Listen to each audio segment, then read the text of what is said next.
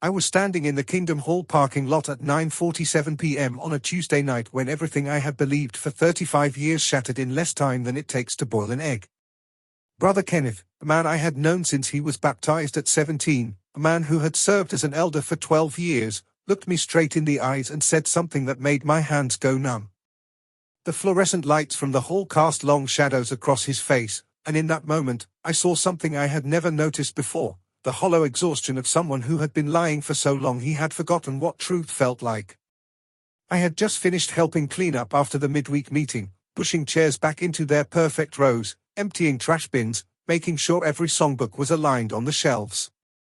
This was my routine. I was 58 years old, and I had been doing this exact same thing every Tuesday and Thursday for more than 3 decades.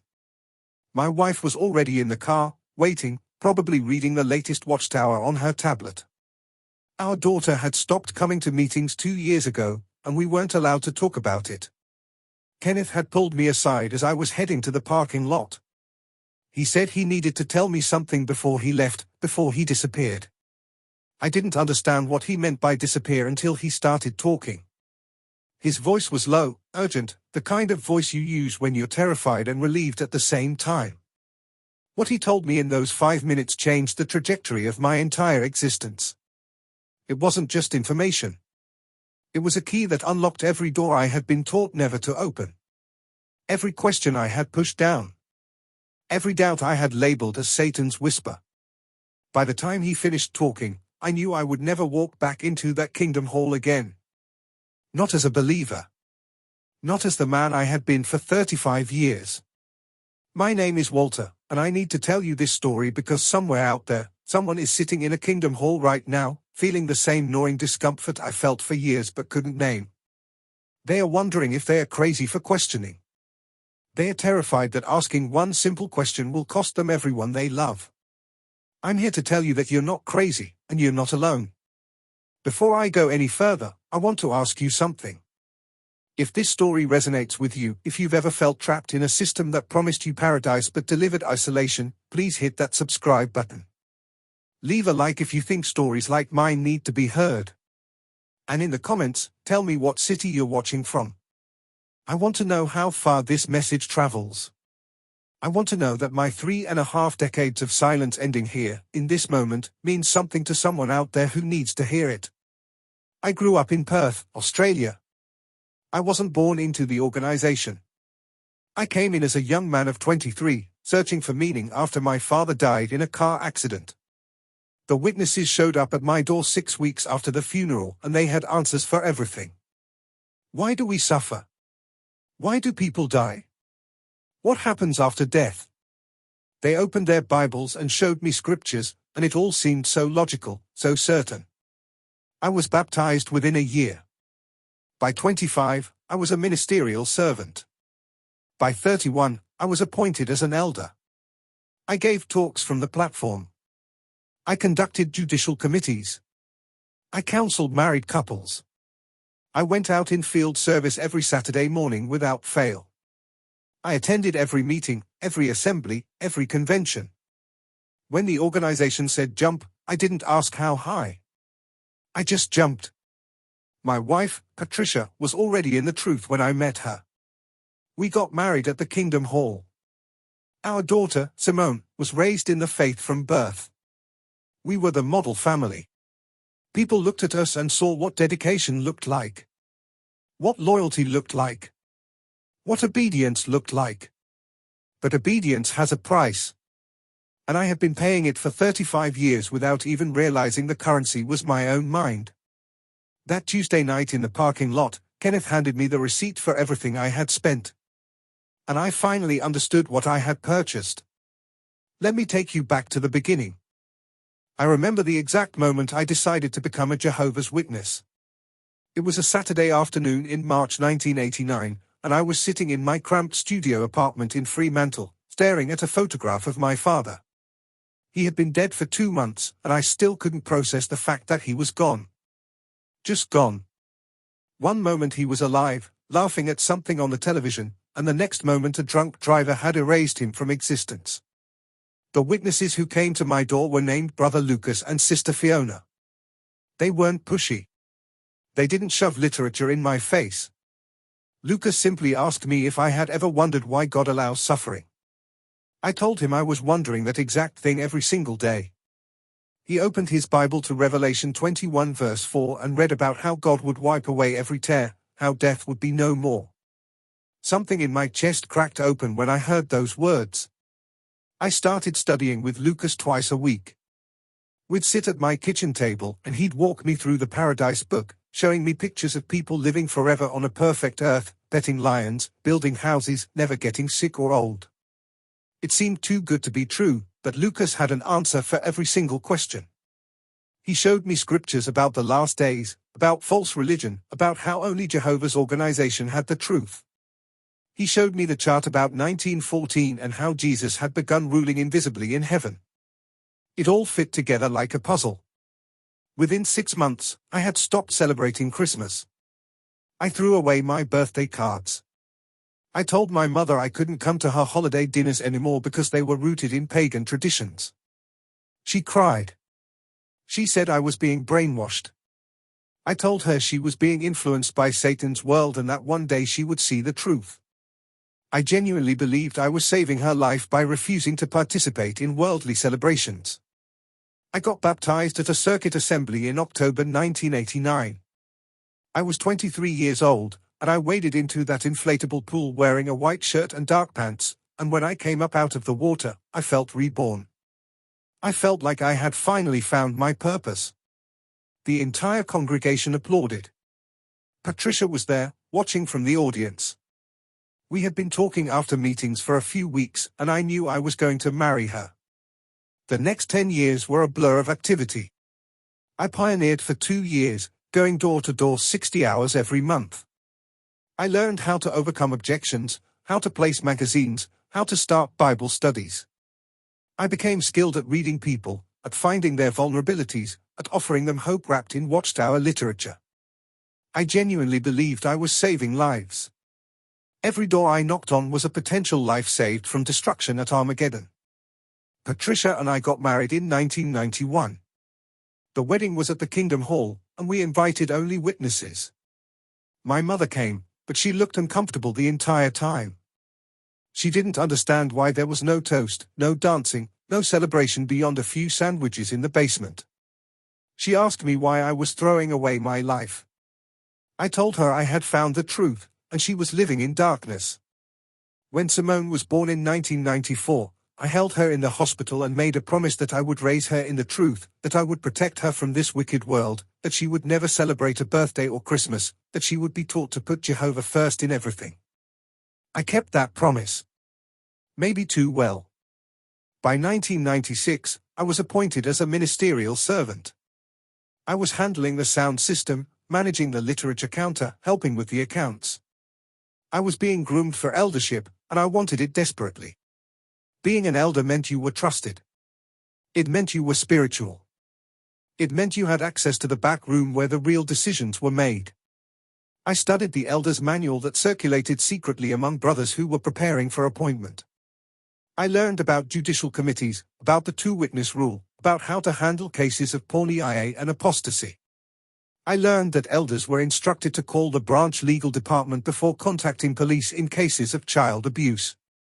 I didn't question it. I assumed the organization knew best. In 1999, at the age of 33, I was appointed as an elder. I felt like I had reached the pinnacle of spiritual achievement. I was now one of the shepherds of the flock. I was entrusted with the spiritual welfare of over 100 people. I took it seriously. I spent hours preparing talks, visiting the sick, counseling struggling families. I genuinely wanted to help people. The first judicial committee I served on was in 2001. A young woman named Brianna, 19 years old, had been seen leaving a nightclub with a man who wasn't her fiancé. 2 sisters reported it to the elders, and we called her in for questioning. I sat across from her in that back room with 2 other elders, and we asked her explicit questions about what had happened. Did she kiss him? Did she touch him? Did he touch her? Where exactly did he touch her? Did she feel aroused? Did she confess immediately, or did she try to hide it? Brianna was crying so hard she could barely speak. She kept saying it was a mistake, that she had too much to drink, that nothing really happened. But we pressed her for details. We needed to determine if porneia had occurred. The elder's manual was clear: we needed to establish whether there had been sexual gratification. I remember one of the elders asking her if she had experienced an orgasm. She looked at us like we were monsters. We disfellowshipped her. The announcement was made the following Thursday: Brianna is no longer one of Jehovah's Witnesses. Her parents stopped speaking to her. Her younger sister, who was still in the congregation, wasn't allowed to answer her calls. Brianna moved to Sydney 3 months later. I heard years later that she had attempted suicide twice. At the time, I told myself we were maintaining the purity of the congregation. We were following Jehovah's standards. We were protecting the flock from bad association. I slept fine at night. I genuinely believed we had done the right thing. Over the next 15 years, I served on dozens of judicial committees. Adultery cases. Pornography cases. Smoking cases. Apostasy cases. Each one followed the same pattern: invasive questions, desperate tears, disfellowshipping announcements, shattered families. I became numb to it. It was just part of being an elder. You couldn't let emotion cloud your judgment. You had to be firm. You had to uphold Jehovah's standards. There was a case in 2006 that should have woken me up, but I was too deep in the fog to see it clearly. A 14-year-old girl named Chloe came forward and said that Brother Dennis, a man in his 40s who ran the sound system, had been touching her inappropriately after meetings. She said it had been happening for months. She was terrified, shaking, barely able to speak. We called Dennis into the back room. He denied everything. He said Chloe was troubled, that she had a history of lying, that she was probably just seeking attention. We asked Chloe if there were any witnesses. She said no. It always happened when they were alone. We consulted the elder's manual. Without a second witness, we couldn't take action. We called the branch legal department and they told us not to report it to the police unless required by law. In our state, it wasn't mandatory. We told Chloe's parents that we couldn't do anything without another witness. We advised them to keep Chloe away from Dennis but said we couldn't make an announcement or remove his privileges without evidence. Chloe's father was furious. He said we were protecting a predator. We told him we were following Jehovah's theocratic arrangement. He took his family and left the congregation within a month. They were marked as bad association. Years later, 3 more girls came forward about Dennis. By then, the youngest was 16.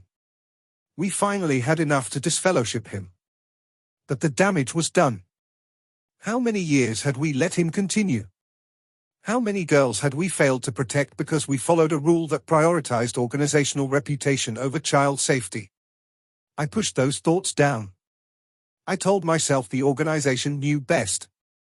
I told myself I was just following theocratic order. But something was starting to crack inside me. Simone stopped coming to meetings when she was 17. She told us she didn't believe anymore. She said she had questions about the overlapping generation teaching, about the failed prophecies of 1975 and 1914, about the child abuse cases she had read about online. Patricia and I were devastated. We begged her to stop reading apostate material. We told her she was letting Satan deceive her. The elders told us we needed to limit our association with her. She still lived in our house, but we weren't supposed to have spiritual conversations with her. We couldn't pray with her. We couldn't study with her. We could only discuss necessary family matters. It was like living with a ghost. Simone moved out 6 months later. She was 18. She hugged me at the door and said she still loved me, but she couldn't live in a house where she wasn't allowed to ask questions. I didn't hug her back. I told her she was choosing the world over Jehovah. I watched her drive away, and I didn't call her for 2 years. That was the beginning of the end, but I didn't know it yet. By 2015, I had been an elder for 16 years. I had given hundreds of talks. I had conducted countless shepherding calls. I had baptized young people, married couples, buried the dead. I was respected in the congregation. People came to me for advice. The circuit overseer praised my zeal. On the outside, I looked like a pillar of faith. On the inside, I was drowning in doubts I couldn't voice. It started small. Little inconsistencies that didn't quite add up. The organization had changed the generation teaching 3 times since I had been baptized. First, the generation that saw 1914 would not pass away before Armageddon. Then it was the anointed who were alive in 1914. Then it became an overlapping generation, where the lives of anointed ones overlapped. It felt like goalpost moving. But I pushed the thought away. Then there was the blood doctrine. We were told that accepting a blood transfusion was the same as eating blood, a violation of God's law. But over the years, the organization had approved fractions of blood, hemoglobin-based oxygen carriers, certain plasma components. If blood was sacred, why were fractions acceptable? Where was the scriptural basis for dividing blood into acceptable and unacceptable parts? I asked another elder about it once, and he told me not to go beyond what was written, to trust the faithful and discreet slave. So I stopped asking. I started noticing how much money the organization had. We were told the work was funded by voluntary donations, but every few years, there was a new initiative that required massive funding. The New World Headquarters in Warwick. The Broadcasting Studio. The Kingdom Hall construction loans that were later forgiven, but the congregations were still expected to send the same amount in perpetual donations. I handled the congregation accounts. I saw how much we sent to the branch every month. I saw how little came back. In 2016, there was a letter read from the platform announcing that the branch was seizing ownership of all Kingdom Halls. Properties that had been paid for by local congregations, built by volunteer labor, were now legally owned by the Watchtower Corporation. If a congregation disbanded, the property would be sold and the profits kept by the branch. I sat on the platform while that letter was read, and I watched the faces of the friends. No one questioned it. No one asked why. They just nodded and said it was a wonderful theocratic arrangement. I went home that night and couldn't sleep. I kept thinking about all the brothers who had donated their savings, their time, their sweat to build those halls. And now they owned nothing. The corporation owned everything. I started looking things up online. I knew I wasn't supposed to. The organization warned us constantly about apostate websites, about how Satan used the internet to plant doubts. But I was careful. I used incognito mode. I told myself I was just researching to strengthen my faith, to be prepared to answer questions from householders. What I found destroyed me. I found court documents from the Australian Royal Commission showing that the organisation had over 1,000 cases of child sexual abuse on file in Australia alone, and not a single one had been reported to police. I watched Jeffrey Jackson, a governing body member, testify under oath that it would be presumptuous to say Jehovah's Witnesses were the only true religion. I read leaked elders' manuals that instructed elders to protect the organisation from legal liability above protecting children.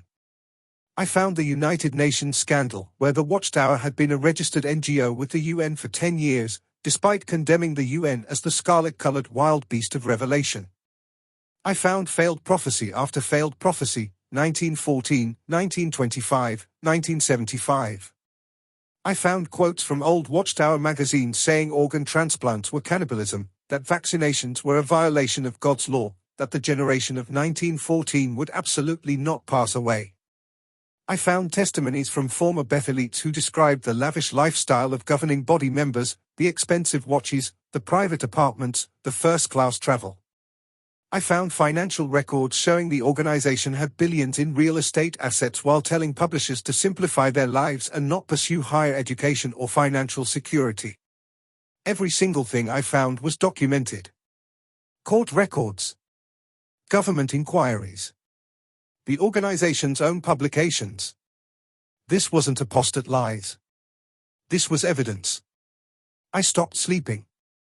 I would lie in bed next to Patricia, staring at the ceiling, feeling like the floor had disappeared beneath me. Everything I had built my life on was a lie. Not a small lie. Not a mistake. A calculated, systematic lie designed to control people, extract their labor and money, and protect the organization at all costs. I couldn't tell anyone. If I voiced even one doubt, I would be marked as an apostate. I would lose my position.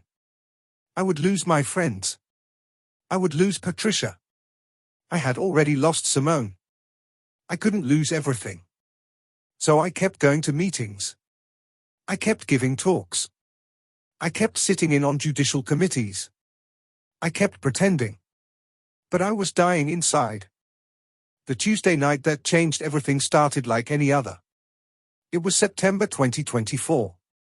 I was 58 years old. I had been faking faith for almost 2 years, and the weight of it was crushing me. I would sit on the platform during meetings, listening to talks about loyalty to the organization, and I wanted to scream. I wanted to stand up and ask why loyalty to God had become synonymous with loyalty to a corporation. But I said nothing. That night, the midweek meeting was about the new direction from the governing body regarding the reporting of field service time.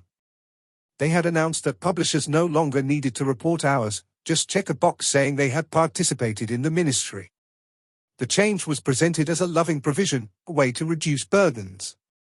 But I knew what it really was. The organization was hemorrhaging members, and reporting hours made the decline visible. By removing the requirement, they could hide the numbers.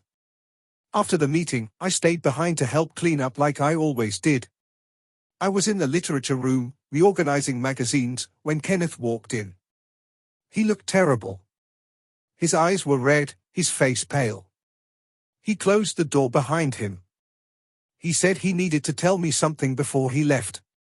I asked him where he was going.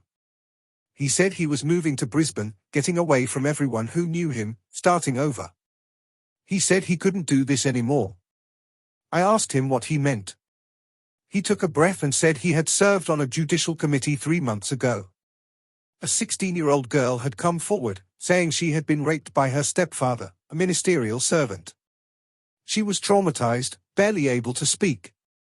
The committee called in the stepfather, and he admitted to having sex with her but claimed it was consensual. He said she had seduced him. Kenneth said the committee asked the girl why she hadn't screamed. Why she hadn't fought back. Why she hadn't immediately reported it. They quoted Deuteronomy 22 verses 23 to 24, the scripture about a woman needing to scream in the city to prove she didn't consent. They told her that because she didn't scream, it couldn't be proven that it was rape. Without a second witness, they couldn't disfellowship the stepfather for rape. They could only disfellowship him for fornication. The girl's mother supported the stepfather. She said the girl was lying, trying to break up their marriage. The committee decided to disfellowship the girl for slander and lying. The stepfather was privately reproved and allowed to keep his privileges. Kenneth said he stood in that room and watched them destroy a child. He said he tried to object, but the other 2 elders quoted the elder's manual, cited legal department instructions, reminded him that the reputation of Jehovah's organization had to be protected. They couldn't risk a scandal. They couldn't risk a lawsuit. Kenneth said the girl tried to kill herself 2 weeks later. She survived, but she was in a psychiatric facility now. And the stepfather was still a ministerial servant, still going out in field service, still giving talks. Kenneth looked at me with tears streaming down his face and said he couldn't live with what they had done. He said he had called the police himself, anonymously, but without the girl's cooperation, they couldn't do anything. He said he was leaving the organization, leaving the state, and he would never step foot in a kingdom hall again. He asked me how I could keep doing this. How I could keep sitting in that back room, following rules that protected predators and punished victims. He said he knew I had doubts because he had seen the look on my face during meetings, the way I tensed up when the governing body was mentioned, the way I avoided shepherding calls. I stood there in that literature room, surrounded by magazines preaching love and truth, and I couldn't deny it anymore. I told Kenneth I had been researching. I told him I knew about the UN, the failed prophecies, the child abuse cover-ups, the financial scandals. I told him I had been living a lie for 2 years, too afraid to leave. Kenneth said fear was how they controlled us. Fear of losing family. Fear of losing friends. Fear of dying at Armageddon. But he said he would rather die honest than live as a coward protecting monsters. That conversation lasted 5 minutes. Maybe less. But when Kenneth walked out of that literature room, I knew I was walking out too.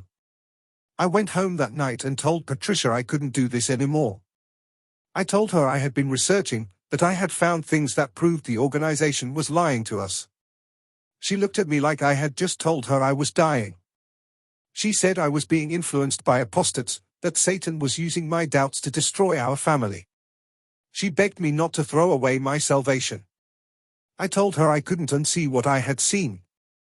I couldn't unknow what I knew. I told her about the Royal Commission, about the UN, about the Judicial Committee Kenneth had described. She covered her ears. She said she didn't want to hear apostate lies. I asked her if she really believed that asking questions made me an apostate. She said if I kept talking like this, the elders would have no choice but to disfellowship me. She said I needed to pray, to beg Jehovah for forgiveness, to stop reading things that were weakening my faith. I told her my faith wasn't weak. My faith in God hadn't changed. But my faith in the organization was gone. There was a difference. She slept in the guest room that night. She hasn't slept in our bed since. I resigned as an elder the next week. I sent a letter to the body of elders saying I could no longer serve due to personal reasons. They called me in for a meeting. They asked me if I had committed a sin. I said no. They asked if I had doubts about the organization. I said I had questions. They told me questions were dangerous, that independent thinking was prideful, that I needed to trust the faithful and discreet slave. I told them I couldn't trust an organization that covered up child abuse. One of the elders, a man I had known for 20 years, looked me in the eye and said those were apostate lies designed to stumble the faithful. I pulled out printed court documents from the Royal Commission. I showed them transcripts of Jeffrey Jackson's testimony. I showed them the organization's own admissions in legal filings. They told me to stop reading apostate material. They said I was on dangerous ground. They said if I continued down this path, they would have no choice but to form a judicial committee. I stood up and walked out. I never went back. The announcement came 2 weeks later: Walter is no longer one of Jehovah's Witnesses. I wasn't there to hear it, but Patricia told me about it later, crying, saying I had destroyed our family. Friends I had known for 35 years stopped answering my calls. People I had helped through the worst moments of their lives crossed the street to avoid me. My own wife would barely speak to me. I reached out to Simone. I called her for the first time in 2 years and told her I was sorry. I told her she had been right to ask questions. I told her I understood now why she left. She cried on the phone. She said she had been waiting for this call, hoping I would wake up, terrified that I never would. We met for coffee the next day. She brought her fiancé, a man named Josh who had never been a witness. They held hands across the table, and I realized I had missed 2 years of her life because the organization told me to. I had chosen obedience over my own daughter. Simone told me about the therapy she had been in, the trauma of growing up in a high-control religion, the fear of Armageddon that still haunted her nightmares, the guilt she felt for leaving even though she knew it was the right decision. She said she had tried to talk to me so many times, but I wouldn't listen. She said she thought she had lost me forever. I told her she would never lose me again. Patricia filed for divorce 3 months later. The grounds were spiritual endangerment. She said she couldn't be married to an apostate. She moved in with her sister, and I haven't seen her since. The divorce was finalized in January 2025. I lost everything. My wife. My friends. My community. My identity. 35 years of my life, gone. But I gained something more valuable, my mind. My freedom. My daughter. My integrity. I started connecting with other ex-witnesses online. I found support groups, people who understood what I had been through, who didn't think I was crazy for feeling like I had escaped a cult. I started reading books about high-control religions, about manipulation tactics, about cognitive dissonance. I started understanding how I had been controlled, how the organization used fear and information control to keep people trapped.